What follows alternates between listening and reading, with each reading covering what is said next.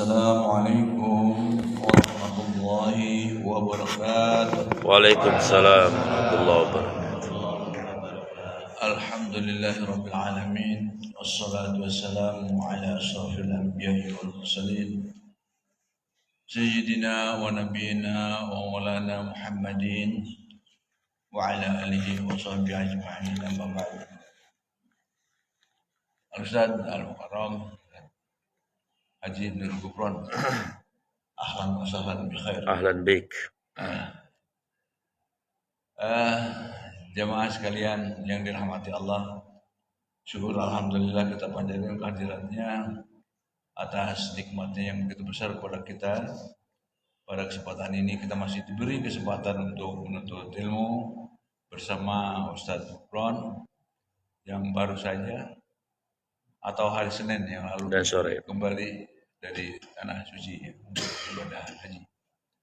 Mudah-mudahan kita doakan Allah mengkaruniai haji yang mabrur. Amin. Khususnya bagi Ustaz dan umumnya bagi kita semuanya. Baik jemaah sekalian, untuk menyingkat waktu ya kita mintakan juga lah hikmah dan pengalaman kemarin untuk menyegarkan jiwa kita dan memotivasi ya, serta berharap dan berdoa moga-moga kita kembali diberangkatkan. Amin.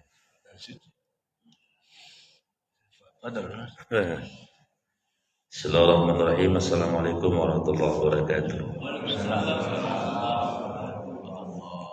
Alhamdulillahilladzi qad an'ama 'alaina bi anwa'in ya asyhadu an la ilaha illallah al-wahidul ahad wa asyhadu anna Muhammadan 'abduhu wa rasuluhu mab'uts rahmatil alamin. Salatu wassalamu ala nabiyyina Muhammadin wa ala alihi wa ashabihi wa ansarihi wa jannati ajmain wa ba'd. Qala Allah ta'ala a'udzu billahi minasyaitonir rajim. Bismillahirrahmanirrahim. Subhanaka la 'ilma lana illa ma 'allamtana innaka antal 'alimul hakim. وقال النبي صلى الله عليه وسلم كن عالما أو متعلما أو مستمعا أو محبا ولا تكن خامسا فتهلك لك. DKM yang saya muliakan, Ustaz segenap pengurus jamaah Masjid Jabal Nur yang Allah rahmati. Kenapa Ketua DKM minta pengalaman haji? Temanya kita ganti saja. 11 poin makna haji menurut saya, kira-kira begitu saja. Jamaah yang saya muliakan, ada yang belum berangkat haji? Ada ya? Ada ya. Jadi poin pertama, haji itu niat. Haji itu niat. Jadi ada 3 istilah, ada asa, ada niat, ada azam. Kalau asa artinya harapan. Kalau ditanya, Pak mau berangkat haji? Ya saya sih harapan sih ada. Itu namanya asa doang. Asa namanya. Nah yang kedua naik, niat. Azam dulu. Enggak, kalau azam itu udah bulat banget. Ya. Kalau niat itu ditanya, Pak mau haji? Insya Allah. Niat saya. Serius? Ya serius. Tapi belum daftar, belum, itu niat. Ya, tapi sudah daftar, sudah. Berarti itu sudah niat. Ya, bukan belum daftar, sudah daftar. Ya. Tapi sudah daftar, itu sudah namanya niat. Jadi niat prasyaratnya adalah sudah daftar. Itu berarti Allah menganggap bahwa ini hambaku serius nih, mau aku panggil nih, kira-kira gitu. Kan tergantung kitanya Allah itu. Nah yang ketiga namanya azam. Kalau azam itu sudah tekad bulat. Apapun yang terjadi saya tidak akan cabut yang 25 juta itu yang beli kursi itu. Karena kemarin waktu Covid banyak yang diambil. Ya. Ketika sudah diambil, maka masa tunggunya dia akan kembali ke awal 20 tahun. Padahal kalau dia tidak diambil ya tahun ini berangkat, tahun yang saya berangkat itu. Berarti itu azamnya tidak kuat. Orang yang punya azam kuat, apapun yang terjadi, bulat dia. Sudah bertekad akan melaksanakan ibadah haji ke tanah suci. Itu satu. Yang kedua, haji itu hijrah. Ya. Jadi seseorang ketika mau berangkat haji memang sudah berniat ingin hijrah. Ingin ada change of self, perubahan diri, taghyirun nafs. Saya memang dipanggil Allah, saya akan menjadi tamunya Allah, maka saya akan berubah sebelum berangkat menghadap Allah. Kira-kira begitu. Maka ini kita sering dengar ketika haji, ada cerita-cerita yang unik, kira-kira begitu. Sebetulnya itu karena Allah cemburu. Ketika orang dipanggil haji, Allah pengen betul-betul dia berubah. Gitu, maksudnya begitu sebenarnya. Maka ini kan suka ada cerita-cerita agak-agak aneh-aneh gitu. Sebetulnya nggak aneh. Itu logik sekali dan masuk akal. Contoh misalnya, ada di kamar saya ini, ada seorang kiai, Allah uji dia. Kakinya itu melepuh gitu ya. Wallahu a'lam bishawab, bagaimana ceritanya yang jelas diketahui oleh satu kamar itu kakinya nggak bisa untuk diperjalankan. Ya dia gubet dia secara tradisional tapi hanya ditangani, ada asesmen dari dokter. Kalau tidak salah 5 hari dia tidak ngapa-ngapain. Bayangin coba.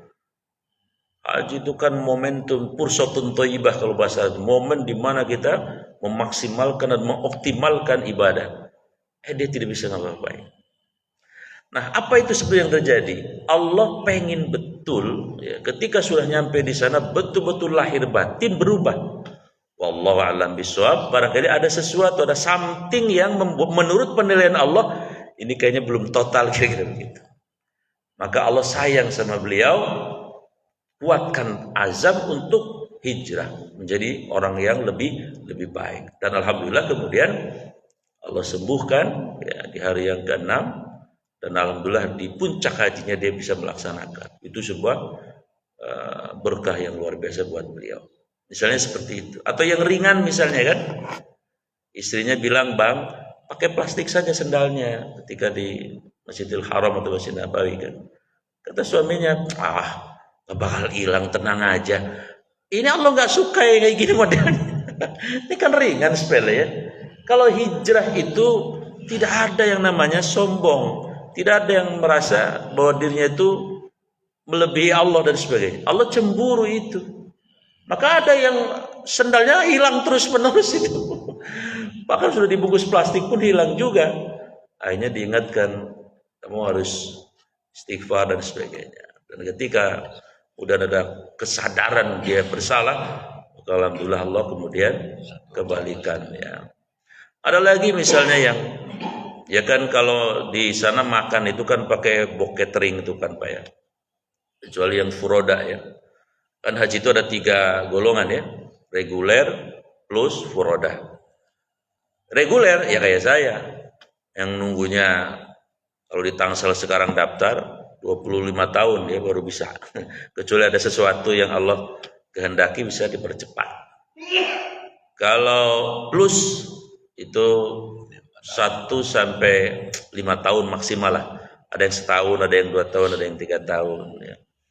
Tapi itu lumayan. Kalau yang reguler kan cuma bayar kursi 25 juta plus pelunasan 10 juta kemarin. Nah, mungkin tahun ini akan naik ya.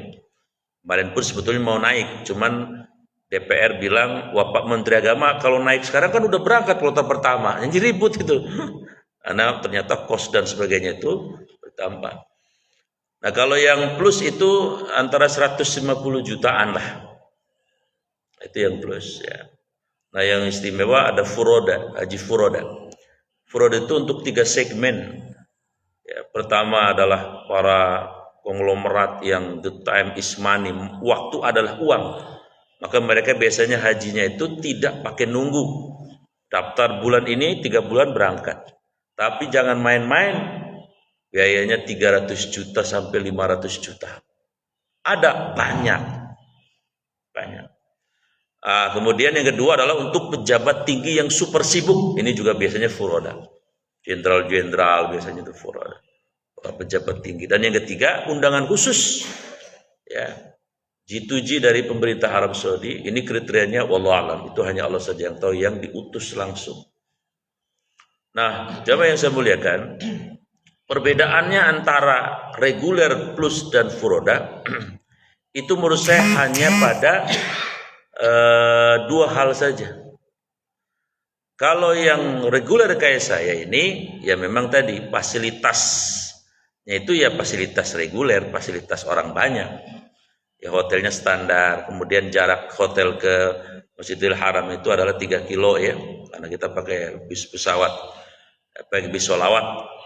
Nah, kalau yang furoda, saya main ke teman yang furoda itu, hotelnya itu pas di atas Ka'bah di Tower Zam-Zam itu. Jadi dia bisa on time tiap hari di situ sholat. Jadi begitu turun dari lift itu langsung ke Ka'bah, itu furoda. Kalau saya harus 3 kilo harus naik bis. Kalau naik bis, kalau mau sholat subuh, jangan harap jam 3 itu dapat tempat yang nyaman. Jam 2 harus berangkat saya. Itu kalau yang furoda. Karena ke terminal Sip Ambirnya saja 10 menitan lebih ya. Kemudian dari terminal itu jalan juga lumayan jauh. Dan itu berebut tempat yang strategis. Kalau furoda enggak, langsung turun Ka'bah. Itu satu fasilitas yang luar biasa. Nah, yang kedua fasilitas hotelnya.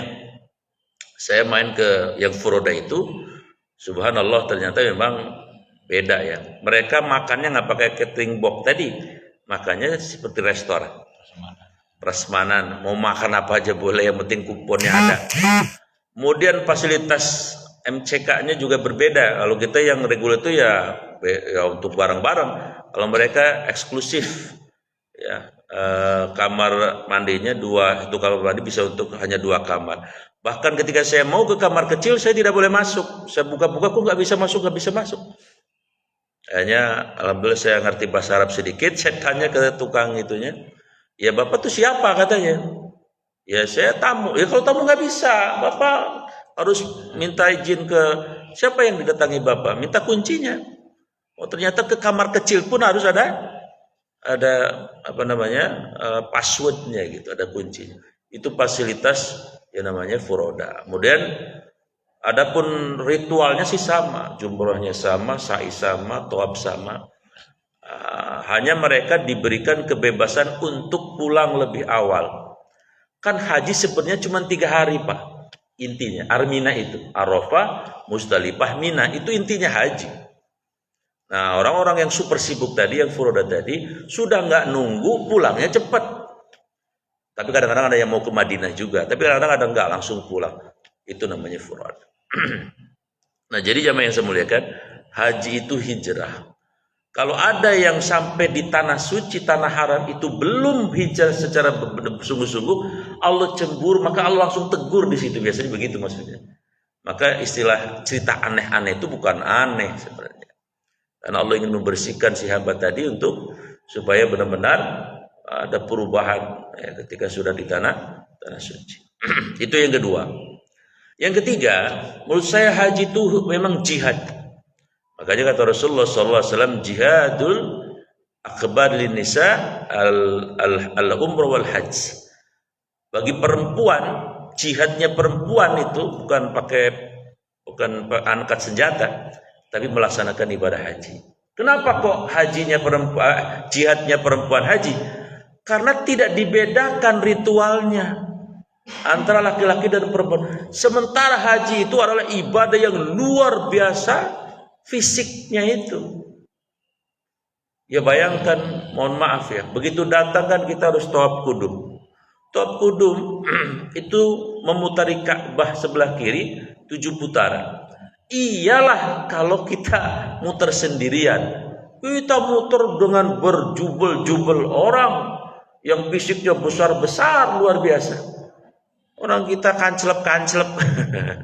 Yang lain Afrika, Turki, Eropa, besar-besar sekali. Maka saya hitung itu satu kali tawaf itu bisa sampai 1,5 jam.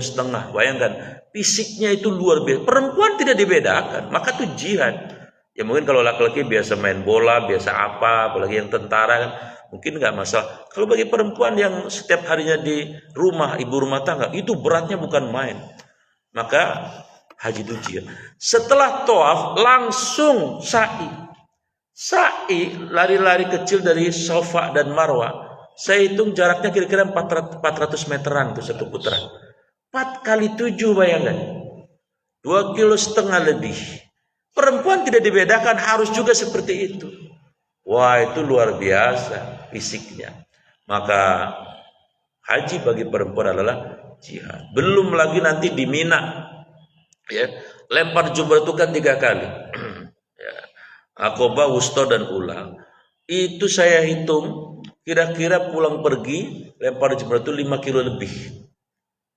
Iya, sekali lagi tadi, kalau jalannya sendiri iya. Loh, kalau jalannya subhanallah di terowongan Mina itu berjubel-jubel orang, itu fisiknya membutuhkan energi yang luar biasa. Dan tidak dibedakan laki-laki seperti itu, perempuan juga seperti itu. Maka orang yang mau haji menurut saya, kalau mau persiapan yang sungguh-sungguh, ke Rawakutuk jalan setiap hari 5 kali putaran. Siap ya. Nah, saya kemarin latihannya salah, cuma 2 kali putaran, habis itu makan cimol lagi. Ya. Aduh, ternyata salah ini. Maka fisik harus betul-betul dipersiapkan, terutama para kaum wanita tadi. Jadi haji itu adalah jihad secara fisik. Ya. Di samping tadi hijrah, jihad secara maknawi adalah hijrah. Yang keempat, haji itu adalah tasammuh. Apa itu? Toleransi atau toleran kepada orang lain. Saya lihat ada 5 praktek sholat di sana modelnya. Ada yang begini, takbiratul ihram Allahu Akbar. Ini saya sering sekali di samping saya begitu tuh. Langsung tangannya nggak sedekap, lurus saja sampai salam, bayangin Pak. Ada sholat begitu. Coba ada orang sholat di sini bisa geger. Pas Safari bisa geger. Sholat model apa ini? Tapi di sana kan lagi haji. Haji kan dilarang 3 hal. Ropas, busuk, jidal. Ropas bicara yang bernuansa seksualitas. Busuk ya perbuatan maksiat, akan membunuh semut sekalipun. Nah, jidal berdebat. Berdebat itu apa? Ya saling menganggap dirinya benar. Nggak boleh di sana seperti itu. Maka ada yang sholat Allahu Akbar langsung lurus saja sampai salam begitu, nggak sedekap sama sekali. Yang kedua, ada lagi yang begitu takbir Allahu Akbar, tangannya mohon maaf, kalau kita kan taruh di atas dada, dia taruh di bawah pusar. Jadi kayak orang nggak serius betul. Sering saya nemuin seperti itu juga. Itu juga ada. Ada lagi yang sholatnya tidak pakai tawarruk, tidak tahiyat akhir, adanya tahiyat awal doang. Jadi nggak ada tahiyat akhir, nggak ada. Ya. Nah, saya sempat diajarin sama orang Uzbekistan. Ya. Jadi saya kan tahiyat akhir, beliau enggak. Setelah selesai salam, saya diajarin sama dia, maksud dia, kamu sholat nggak usah pakai tahiyat akhir tuh, pakai bahasa Uzbek. Ya kalau bahasa Arab kan agak ngerti sedikit lah. Ini bahasa ini nggak ngerti juga saya. Hanya saya cuma ngalah, yes aja udah. Jadi saya disalahin karena tahiyat akhir. Dia tahiyatnya awal. Jelas. Ya kita bang nggak boleh jidal, nggak boleh berdebat dan sebagainya. Adu ini adu enggak. Tasamuh saja. Ada yang takbiratul ihram Allahu Akbar. Dia guntingin kuku, bayangin. Cekrek saya bilang sholat. Santai saja, dia enjoy saja. Ada yang seperti itu. Nah, ada yang ya kayak saya, namanya Syafi'iyah, ya tertib lah kira-kira gitu. Ya. Jadi betul-betul di sana diperlihatkan bahwa kita ini dituntut untuk tasamuh, toleran, menghargai satu dengan yang apalagi ini urusan fikih namanya. Urusan fikih kita harusnya berbeda. Jangan dikit-dikit menyalahkan orang, dikit-dikit menganggap dan seterusnya seperti itu. Ada yang tidak pakai telunjuk, ya, yuharrik az-zurf. Kan kalau tahiyat awal tadi kan kita telunjuknya kan harus digerakkan. Ada yang sama sekali tidak ada, sampai salam seperti itu. Nah, itu disebut dengan tadi tasamuh. Yang kelima, haji itu menurut saya adalah penghayatan. Jamaah yang saya muliakan. Bahkan haji dari awal sampai akhir, seandainya tidak ngomong sekata pun asal ada niat di hati sah. Maka saya kemarin itu agak unik tuh ketika di Mina. Ada jamaah dari Cilegon, tendanya pas di samping saya. Ya, karena ada tenda perempuan, ada tenda perempuan. Itu saya perhatikan, seorang pembimbing haji ngajarin jamaah hajinya kauliyah terus, tahlilan aja dari pagi sampai sore. Di Arafah juga begitu, karena memang satu kloter kita Banten. Saya bilang kasihan juga ini jamaah, memang jamaahnya udah nenek-nenek. Sebetulnya kan haji penghayatan yang paling pokok. Ketika wukuf misalnya di Arafah, dari kata Arafah itu mengenal diri. Kita datang ke sini merasa bahwa itu membawa dosa begitu banyak. Lalu kita minta ampun kepada Allah. Ada sebuah penghayatan, apalagi peristiwa Arafah lalu peristiwa Nabi Adam. Yang dimana Nabi Adam itu karena bersalah oleh Allah diturunkan ke bumi kan. Turunkan ke bumi 40 tahun beliau minta ampun, Rabbana dzalamna anfusana wa illam taghfir dan seterusnya. Dan beliau sangat rindu kepada istrinya, lalu kemudian dipertemukan di Jabal Rahmah itu. Maka Rasul mengatakan, siapa yang minta ampun di Jabal Rahmah ini, Allah ampuni semua dosa-dosanya. Tidak ada penghayatan mestinya. Tapi yang tadi saya lihat memang yang memperbanyak kalimat-kalimat ya kauliyah tadi, dan kemudian mereka kayaknya tidak menghayati. Yang menurut saya sih sayang sekali. Karena haji itu penghayatan. Sa'i penghayatan ibunda Hajar. Ya. Tawaf penghayatan keluarga Nabi Ibrahim ketika melempar syaitan. Semua penghayatan haji itu. Kalau ada penghayatan insya Allah akan berbeda nilainya. Yang keenam, haji itu adalah duta. Dutanya siapa? Allah. Karena yang manggil Allah, yang mentraining spiritual Allah, maka ketika pulang, orang yang haji itu harus menjadi agent of change. Maka tidak logis kalau ada orang pulang dari haji tidak bertambah baik secara kuantitatif maupun kualitatif, baik itu hubungan dengan Allah atau hubungan dengan manusia. Tidak logis. Ya memang kalau pakai bahasa orang bisnis non-profit itu gagal bisnisnya. Padahal doanya orang haji itu apa? Wa tijaratan lan tabura. Semoga perdagangannya tidak rugi. Kenapa? Modalnya besar orang haji itu. Iyalah memang yang reguler tadi cuma 35 juta. Itu primernya. Yang sekundernya wali mutu safar harus sekian ratus kotak misalnya kan. Bahkan sampai seminggu pun ditamu. Para jemaah haji masih berdatangan. Padahal kita mempersiapkan oleh itu terbatas ya, tapi harus mau tidak mau namanya orang pulang haji kita beli lagi ya demi tadi ya untuk membahagiakan orang lain. Jadi jamaah yang dirahmati Allah Subhanahu wa taala, kalau ada orang yang pulang dari ibadah haji ya atau haji kecil umroh tidak ada perubahan atau bahkan misalnya justru ke arah yang lebih buruk, itu jelas bangkrut perdagangannya tadi. Apakah ada yang seperti itu? Kebetulan saya menyaksikan sendiri ada orang pulang haji malah bercerai. Ada itu. Ya nggak usah jauh-jauh ya. Pokoknya Serpong Utara lah. Kira-kira begitu. Nah saya bilang ada apa? Kok bisa begini gitu ya? Ya wallahualam. Tapi itu faktanya. Oh kalau begitu ada yang seperti itu. Maka bagi orang-orang yang mau berangkat atau yang belum berangkat haji betul-betul mewanti-wanti diri bahwa kita ini adalah diundang sama Allah, di training langsung oleh Allah. Selesai training, Allah seolah mengatakan kamu adalah duta-dutaku yang harus menjadi teladan di tengah-tengah orang lain. Yang ketujuh, haji itu adalah surga. Maka kata Rasulullah apa? Al-hajju mabrur laisa jaza lahu al-jannah. Tidak ada balasan yang paling tepat untuk Allah berikan kepada orang yang haji kecuali surga. Mohon maaf, yang saya rasakan betul-betul memang ibadah haji itu luar biasa. Pengorbanannya luar biasa. Bayangkan Pak, kita meninggalkan keluarga itu tidak sehari dua hari, 42 hari. Kebetulan saya alhamdulillah masih punya anak kecil kelas 1 SD. Itu yang paling saya berat ninggalinnya. Karena anak saya ini jangankan 40 hari, 2 hari saja ditinggal, Masya Allah. Dia itu ya namanya anak bontot kali, manja lah kira-kira begitu ya.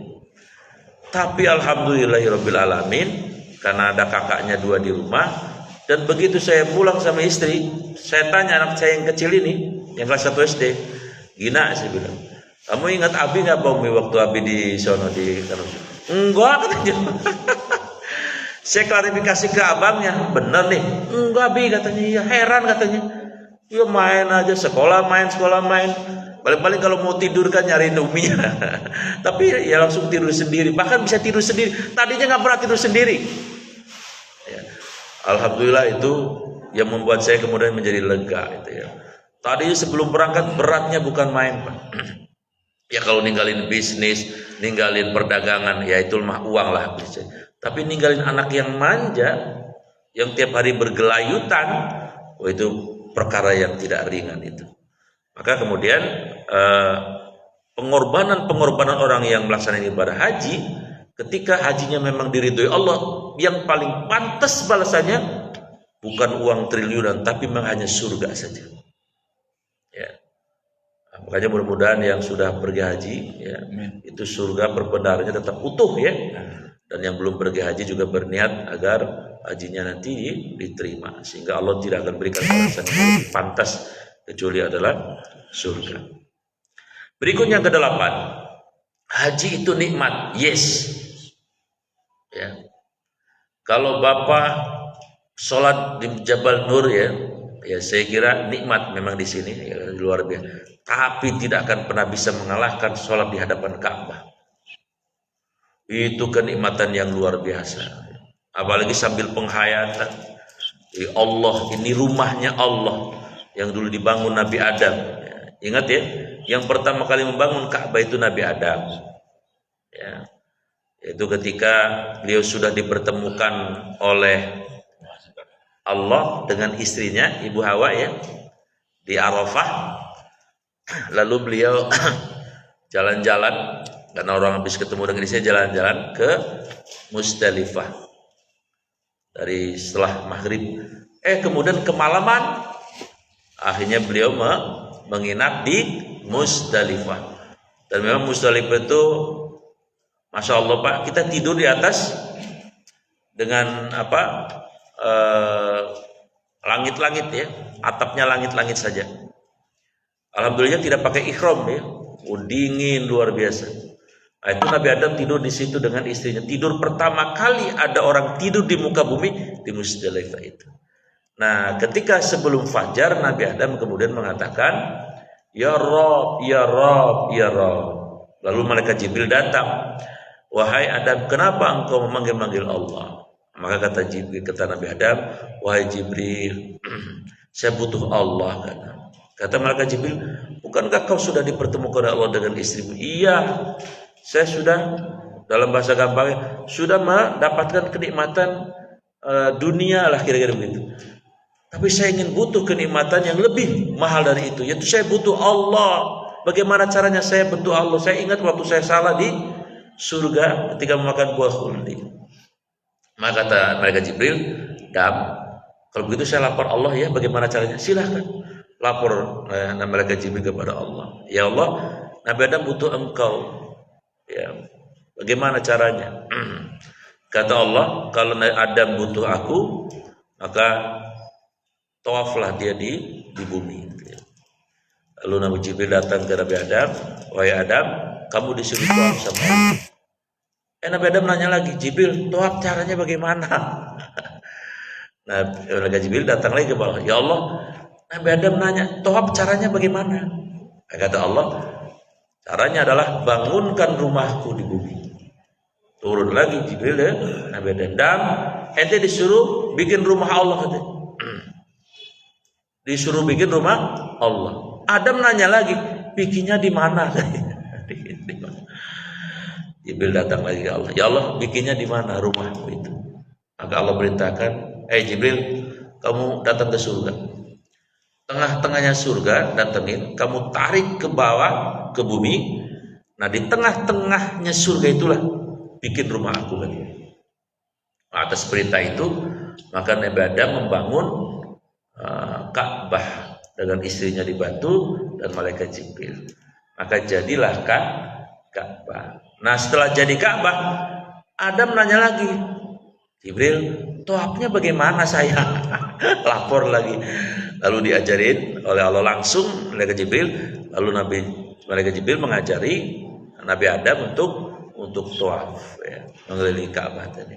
Maka Nabi Adamlah yang membangun Ka'bah pertama kali. Kenapa?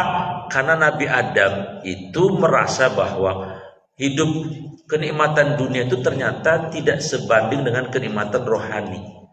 Maka beliau butuh Allah. Dengan tawaf itu beliau mendapatkan kepuasan rohani yang luar biasa. Ini saya kira nanti kita akan mengalami ini. Terutama yang agak-agak senior ya, Pak Haji, Pak Safari. Ini kalau Pak Haji, Pak Safari ini sudah tidak, kebutuhan dunia itu sudah tidak terlalu penting.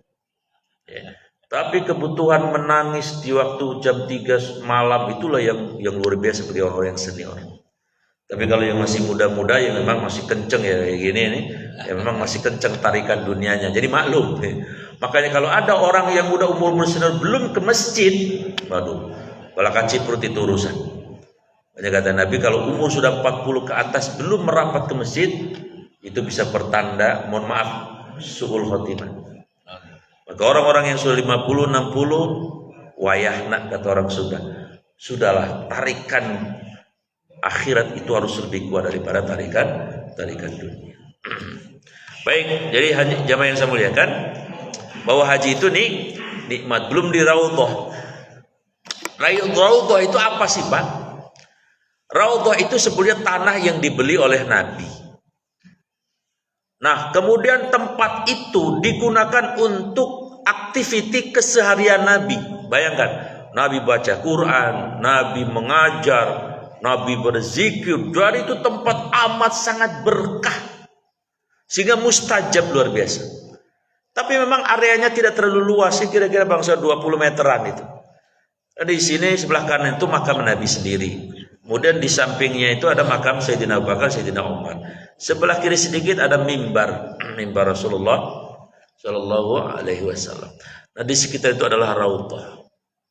Maka siapa yang berdoa di situ mustajab. Nah, saya kemarin itu bagaimana caranya ya supaya nggak diusir sama askar. Karena kalau kelamaan doanya itu diusir, bukan diusir sebetulnya. Ya tujuannya gantian, kan orang ratusan ribu gitu maksudnya. Oh, ditungguin kalau yang kelamaan doa diomelin sama dia. Kalau yang nggak ngerti bahasa Arab sih ya nggak apa-apa, diomelin. Bodoh amat ya, nggak ngerti gitu. Kalau yang ngerti kan, oh maksudnya jangan lama-lama gantian. Nah, saya pakai strateginya begini. Pertama saya datang di belakang, sholat doa. Kan diusir ya dari sono, diusir. Saya lari ke pojok sebelah sini. Diusir lagi, masih lari sebelah kanan. Yang penting masih di area Raudhah. Ya strategi aja sebetulnya. Alhamdulillah ya puas lah karena kira-kira seperti itu. Tapi yang polos itu pengertiannya memang dia tidak pakai strategi. Begitu diusir ya udah langsung jalan ke makam Rasulullah tadi, keluar gitu. Itu Raudhah namanya. Subhanallah, nikmatnya luar biasa. Jadi kalau ditanya haji itu nikmat, yes. Bahkan orang yang pulang haji pengen pergi lagi. Maka saya kemarin bilang ke istri saya, ya Mi, kayaknya baru 2 hari dah kita di sana. 40 hari kayaknya merasa baru 2 hari. Karena ada kenikmatan spiritual tadi, kenikmatan yang tidak bisa dilukiskan. Kecuali kita ke sana, kira-kira begitu. Kemudian di Masjid Nabawi itu ya, itu juga luar biasa. Kemudian di Multazam, Makom Ibrahim, di Hijri Ismail. Jadi intinya haji itu nikmat luar biasa. Yang ke-10, yang ke-9, haji itu adalah as-sabrun jamil. Haji itu latihan sabar. Sabar sama apa? Ya sabar sama semua instrumen. Yang namanya ngantri, wah itu jangan dianggap enteng. Kalau di Indonesia mungkin ngantri apa sih yang paling ngantri banget? Gak bakal sebanding dengan ngantri di sana. Yang kedua, sabar apa? Sabar menggunakan fasilitas. Saya sekamar 8 orang. Beda-beda latar belakangnya, ada yang doktor, ada yang pengusaha kebuli, ada yang ini ada orang ini nih yang punya owner Taman Alam Sutra ini. Ada yang saya orang biasa-biasa saja dan sebagainya. Beda-beda. Ketika tidur saja beda-beda. Ada yang maunya gelap. Nah, yang maunya gelap, dia matiin listriknya. Tapi kan kita nggak boleh marah. Yang lagi haji kok marah? Ya nggak boleh kan? Kalau marah hajinya nggak sempurna dong. Maka yang gelap digelapin. Begitu dia tidur, yang senang terang diterangin. Nah, saya nggak suka gelap, nggak suka terang. Ya sudahlah, ngikutin aja. Yang kedua, AC. Ada yang suka dingin. Maka dia kadang yang tidur duluan itu di setel itunya sampai 18 ya kan? 18 ininya volume itu dingin banget. Ketika dia sudah tidur, maka yang nggak suka dingin digedehin sampai 26. Saya suka ngeliatin. Waduh, ini memang luar biasa latar belakangnya. Ada yang pengennya yang sedang-sedang. Kalau saya pengen yang sedang-sedang. Itu AC saja harus sabar. Kita nggak boleh marah. Nah, yang ketiga ini yang paling luar biasa apa Pak? Balapan ngorok. Wallahi saya ngomong sejujurnya. Saya pernah 2 hari 2 malam itu nggak tidur. Tapi nggak boleh marah. Pas di belakang saya ngoroknya 3 irama Pak kalau ibarat musik. Jazz, keroncong, dangdut. Waduh, saya seumur-umur baru melihat suara ngorok yang seperti ini. Tapi saya nggak boleh marah. Maka apa yang terjadi? Kadang-kadang saya pengen tidur duluan. Sampai saya akhirnya terus terang. Bang, tolonglah bang. Abang, saya turun duluan, abang tidur belakang. Dia pengertian betul ya. Dia ngapain aja, ngerjain apa supaya tidurnya malam. Saya tidur duluan. Tapi begitu dia tidur, bangun juga sih. Sampai tidak tidur. Dan itu semua orang maklum kepada beliau. Tapi karena beliau ketua regu, ya semuanya menghormati beliau kan. Dan memang kita tidak boleh marah. Ya, jadi ngorok saja itu bisa membuat kita harus betul-betul tenggang rasa dan sabar luar biasa. Nah, kemudian juga sabar terhadap pasangan. Ibu, bapak kalau mau haji, mohon maaf, jangan sendirian kalau bisa. Haji itu nikmat betul kalau kita dengan istri. Ya. Karena kalau di Mekah itu kan satu hotel suami istri. Di Masjidil Haram juga laki-laki perempuan boleh bareng-bareng. Kemudian makan apa saja itu boleh. Ya ini mohon maaf ya. Memang di Mekah itu selama 22 hari hampir sebulan lah. Itu makannya memang kalau yang reguler kayak kita kan kayak gini ya pakainya. Bapak tahu nggak menunya? Sebetulnya menunya luar biasa, bergizi. Daging kambing atau kadang-kadang onta, pagi ntar siang daging ayam, malam kadang-kadang ikan. Cuman itu muter terus tiap hari. Jadi rata-rata seminggu nih pada nafsunya makannya tuh enak di seminggu. Seminggu ke sono, waduh. Tapi kan nggak boleh ngeluh kan namanya haji kan. Hanya saya mensiasatinya tiap hari beli pop mie supaya ada kuahnya. Kadang ada kuahnya. Istri bawain sambal yang dibikin empoknya habis kira-kira bangsa setengah bulan. Ya sudah, hanya tiap hari makannya pop mie. Nah, itu makan dengan pasangan itu nikmat sekali di sana. Ya, karena di sana hotelnya kan boleh ada lobby-lobbynya yang kita boleh duduk berdua. Ya kita tinggal WA saja sama istri, makan, ya makan udah tahu tempatnya, udah disepakati. Kemudian ke Masjidil Haram juga bareng. Nah, cuman ada momen-momen di mana kita berbeda juga dengan pasangan. Contoh, saya pengennya pas pinggir Ka'bah, istri, waduh ini terlalu crowded nih, kadang-kadang seperti itu. Nah, kita butuh sabar tadi.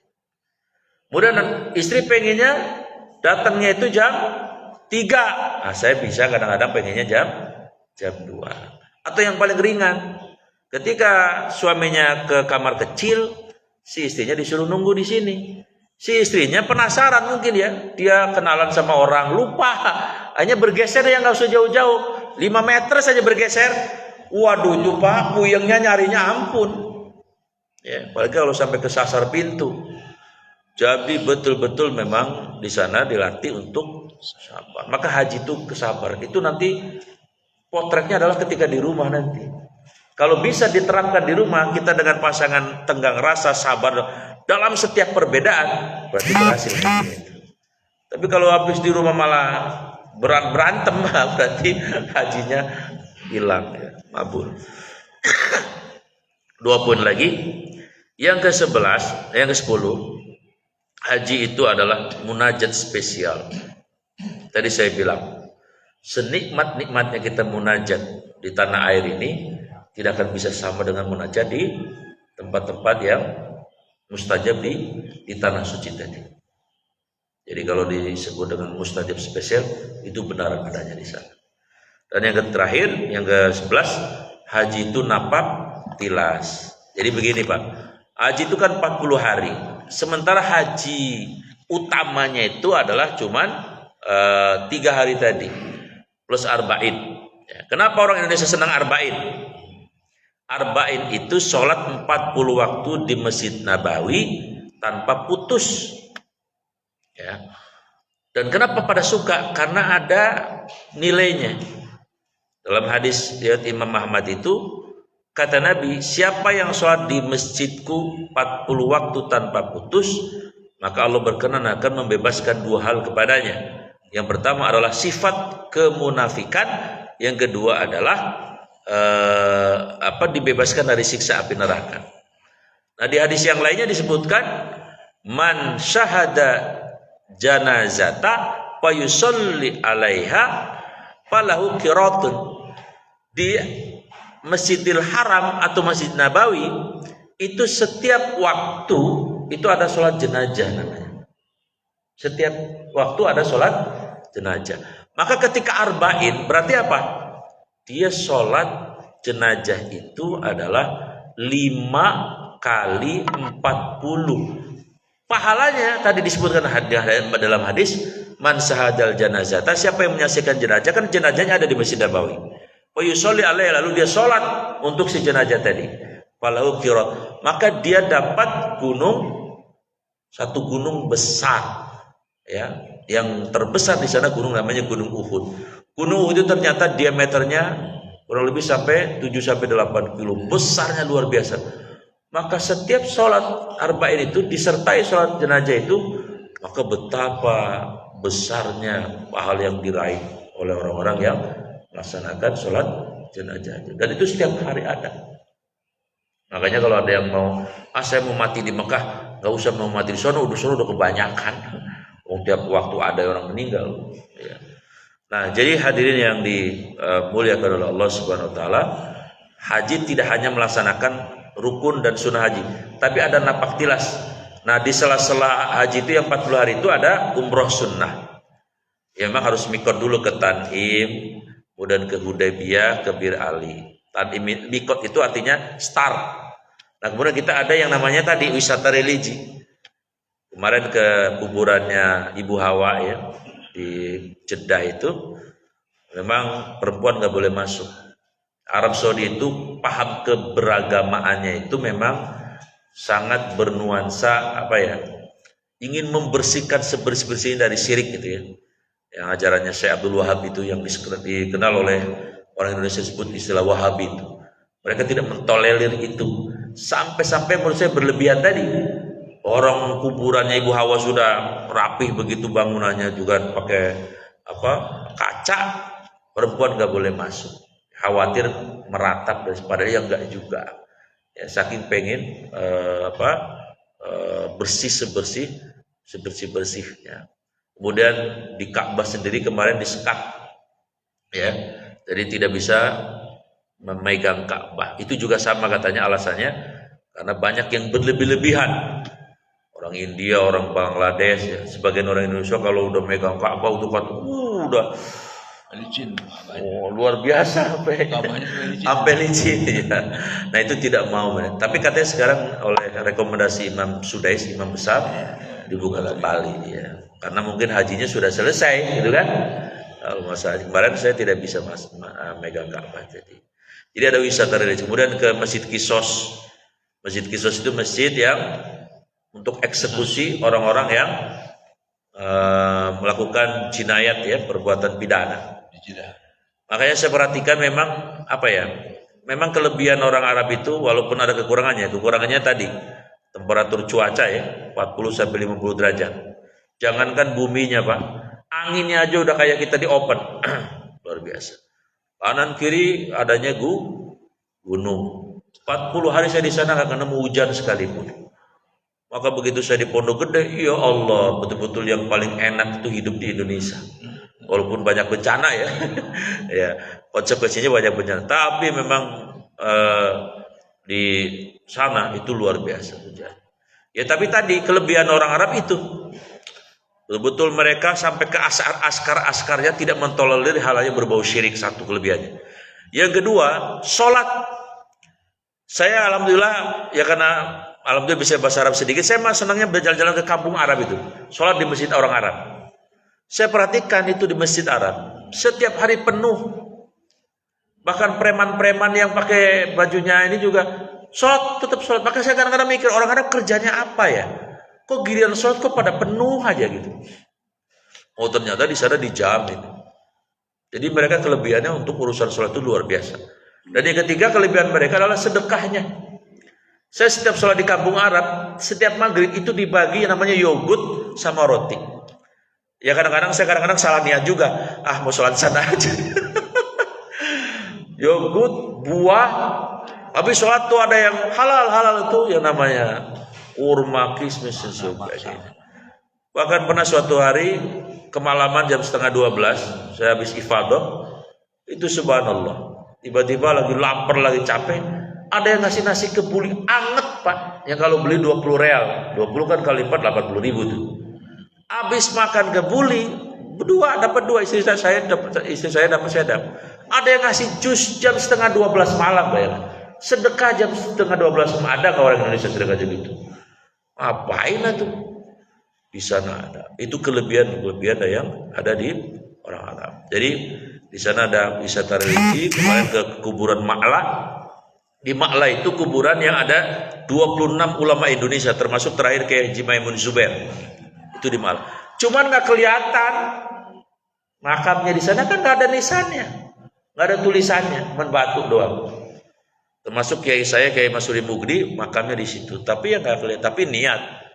Nah, makanya ini kita harus memahami bahwa kubur itu cuma simbol. Ya, simbol napak tilas nasabiah supaya anak keturunannya bisa ada ikatan emosi kalau ke kuburan. Kalau kita mau berdoa, orang tua kita kecemplung laut di lautan kebakar, tetap sampai doa kita karena mereka di alam barzah hakikatnya. Itu maknanya. Kalau kubur itu adalah simbol saja supaya kalau ada cucunya siarah, oh itu engkong lu. Nah, apakah boleh misalnya membangun? Boleh. Yang dilarang oleh Rasulullah adalah membangun seperti menyerupai orang-orang Majusi, kalau di orang Cina lah ya, atau orang-orang Yahudi. Tapi untuk menandakan bahwa itu kuburan orang tua kita, engkau kita, saya kira nggak masalah. Kalaupun dipelur juga nggak masalah supaya tidak rusak. Nah, memang kalau di Arab tadi, karena pahamnya tadi adalah rigid ya, sangat tidak ingin hal-hal yang bernuansa syirik itu ada, maka sterilkan dari tadi nisan dan seterusnya. Jadi kesimpulannya jamaah ibu bapak yang saya muliakan, ya kalau yang bagi yang sudah ya, kalau ada rezeki ke sana lagi, kira-kira ini. Bagi yang belum mudah-mudahan ya Allah panggil ya. Karena haji itu juga panggilan. Kalau Allah sudah manggil, terserah Allah caranya. Mau cara apa, yang penting caranya adalah halal. Dan mudah-mudahan yang sudah pulang hajinya menjadi haji yang mabrurah, dan kemudian menambah perbendaharaan orang-orang baik di negeri kita yang kita cintai. Amin. Begitu ya Pak Haji? Ya. Syukur jazakallahu khairan Ustaz atas pengalamannya yang segar dan meningkatkan. Baik, kalau ada yang mau tanya Pak Minto. Oh, Pak Minto. Ya demikianlah taklim kita yang diisi dengan pengalaman hajinya. Edisi spesial. Ya, Haji Idul Kubron, Haji Idul Kubron. Jamaah sekalian, pada kesempatan ini memang rehat kita agak berbeda ya. Biasanya kita rehat di depan, sekarang kita rehat di dalam nih, karena pakai bungkusan ini. Rupanya ada yang tasakuran, yaitu anak ya, pas 1 tahun ya, 1 tahun ya, memberikan ya ini apa namanya sekedar rehat buat kita di pengajian ini. Demikianlah untuk talim kita kesempatan ini, mudah-mudahan ini membawa hikmah bagi kita semuanya. Amin.